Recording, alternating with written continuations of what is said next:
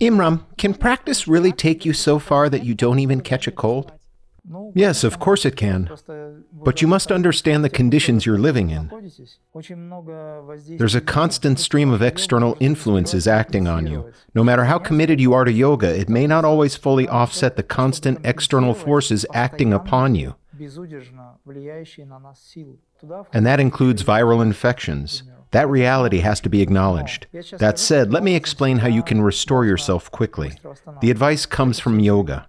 These practices are intended to keep you well, to prevent colds and ward off flu-like infections.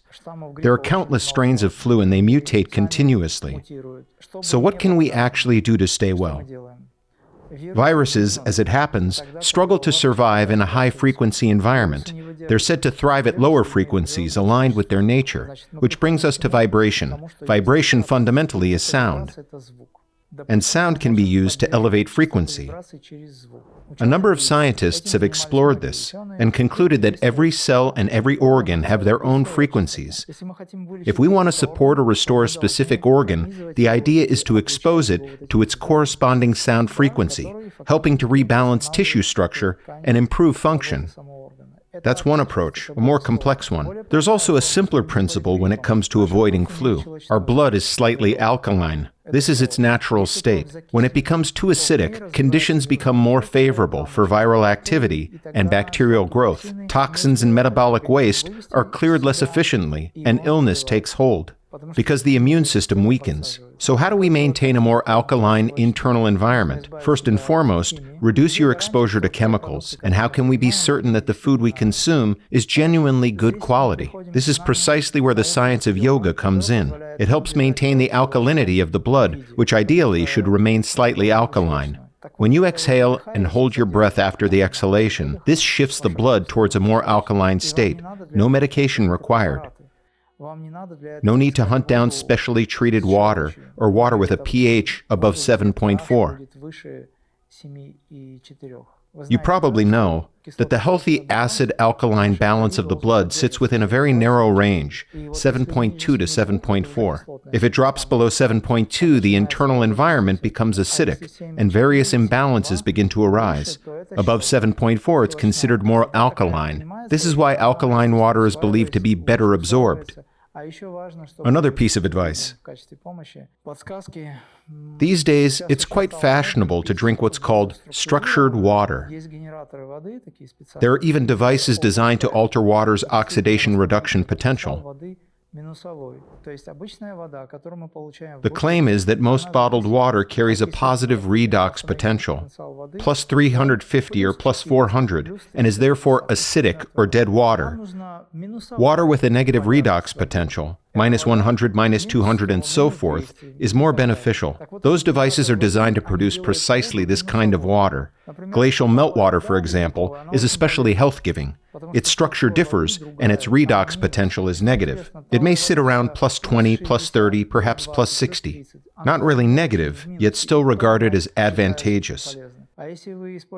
Special devices not only increase water alkalinity, but also improve absorption, since acidic water is less readily assimilated by the body. Water with a positive potential is referred to as dead water. We're constantly told by doctors to drink more water. But what's the use of drinking water if it's dead? Imram, something occurred to me. Being disciplined, doing everything properly is incredibly hard. If you want to live a long, healthy life, you're told not to drink, not to smoke, to eat well, not to swear, to exercise regularly. It's quite a list. How do you personally live by all that? And how does an ordinary person stop seeing it as restriction and start seeing it as something joyful? To begin with, I don't carry around a list. I simply know what isn't good for me. I do what I genuinely need, what I've consciously chosen, and I avoid what leads to my own destruction. Look at everyday life. The number of things people do each day, believing them to be right, is enormous. Yet the number of principles required simply to live well and stay balanced is actually quite small. If we're capable of following this, why shouldn't we be able to follow that? Remove something negative from your list and replace it with something positive. Introduce that one new element, and the whole pattern of your life begins to shift. People imagine the demands are overwhelming.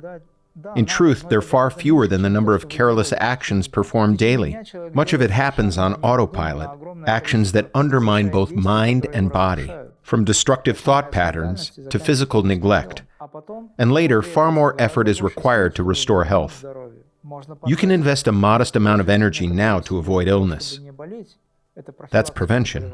Or you can expend vastly more strength later trying to recover, often with significant financial cost as well. So it's wiser to reassess your values. Look honestly at your life. Decide what is truly necessary and discard what obstructs you. Here's a practical exercise. Take a blank sheet of paper and divide it into 2 columns. On the left, write down the qualities you wish to outgrow. Negative traits, habits, habitual reactions. Everything you want to leave behind.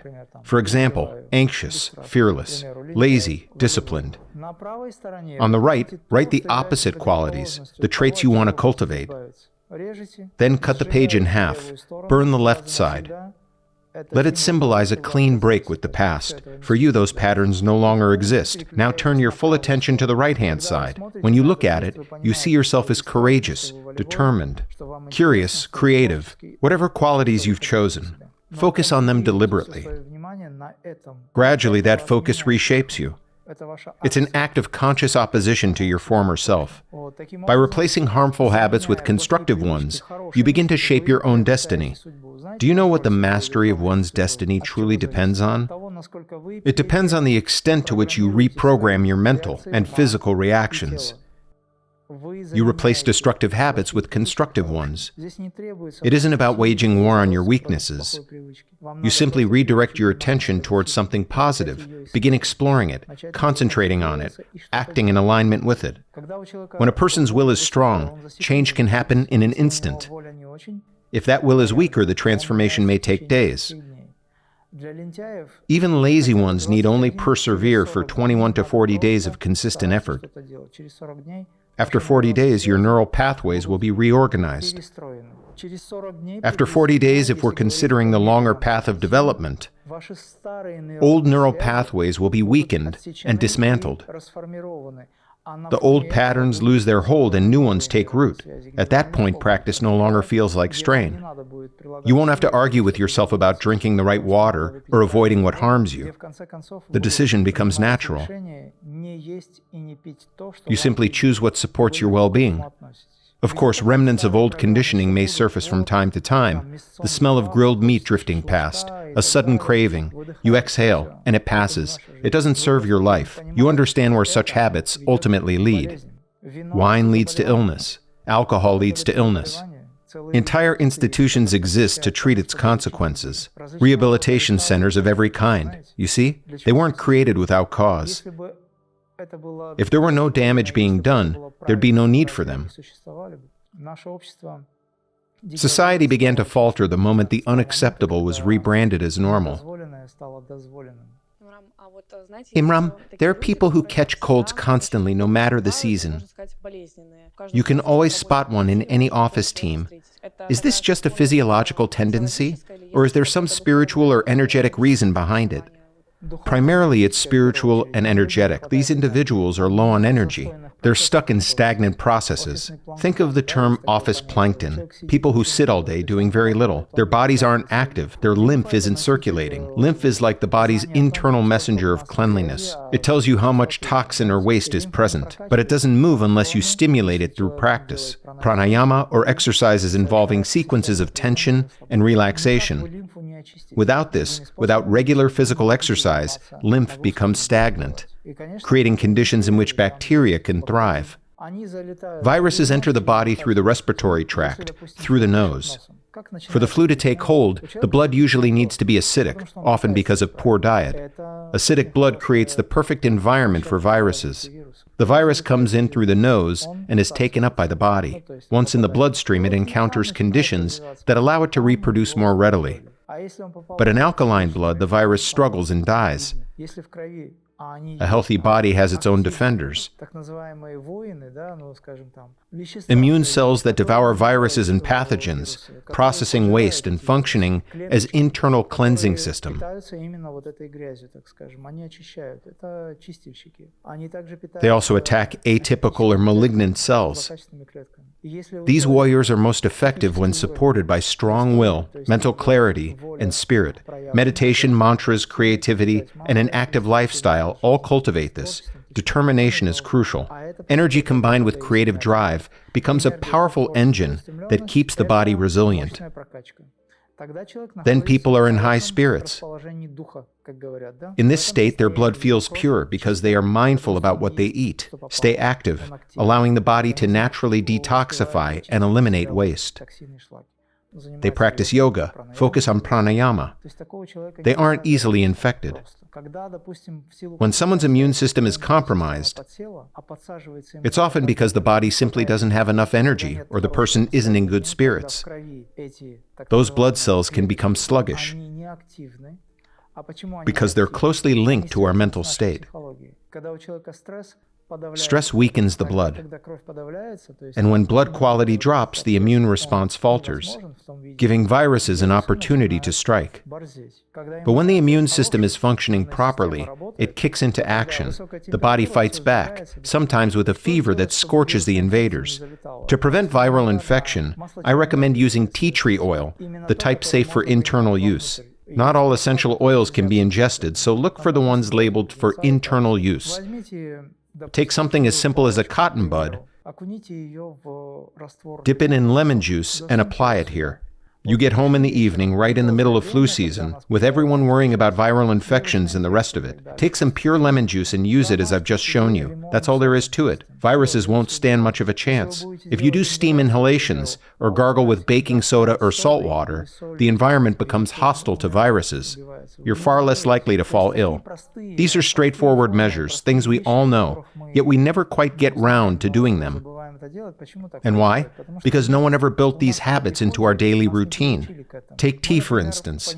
Of course we know what tea is. Of course we can drink it. But is it what we need at that particular moment? That's the real question. Sometimes tea isn't the best choice. It can thicken the blood, you see. And if your blood is already on the thicker side, tea only increases the strain, placing extra pressure on the heart and the blood vessels. From there, problems follow. Coffee works along similar lines. Yet no one really explains this to us. We're told to drink more water, and as I've said before, water needs to be properly structured. If we genuinely want all of this to be possible, we have to begin by changing our attitude towards ourselves. We need to understand how to shield ourselves from the negative influences. That's what we explore in our shared practices, in lectures, and meditation sessions. Meditation is structured in such a way that it helps energize the body at the very least. The more people practice, the more tangible the effect. And when people meditate together, the impact is even stronger. For instance, our online meditations bring together several thousand participants, sometimes more, from different countries. When that many people focus their intention at once, a powerful collective field is created. In fact, a number of research studies have examined this phenomenon. In certain cities, and even entire countries where crime rates had been relatively high, group meditation sessions were held. Researchers observed, and not just in a single study, that during periods when large groups were meditating, crime levels fell by a measurable percentage. This is now openly discussed. Because society begins to evolve and aggression diminishes. When people meditate, a sense of calm spreads through the country, and that matters enormously. We don't practice meditation solely for personal benefit. We meditate so as not to generate negativity in the space around us. As a result, society becomes calmer, more balanced, more joyful. The more progressive segment of the population begins to exert a stronger influence, bringing with it elements of spirituality, ethics, and morality.